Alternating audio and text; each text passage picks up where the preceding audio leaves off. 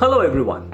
I was a taxi driver in Canada for many years and often talked to customers from IT background. They all told me that to get into IT I need to learn coding and programming.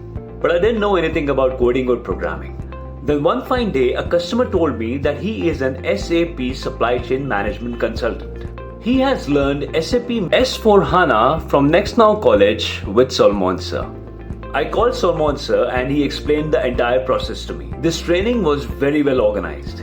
They trained me from scratch, focusing on Canadian SAP MM end-to-end implementation. They also prepared me for interviews according to Canadian standards and also customized my resume. The most important thing was that the Solomon sir was always available on the phone whenever I had questions. Thanks to Nextnow, I had a very good experience.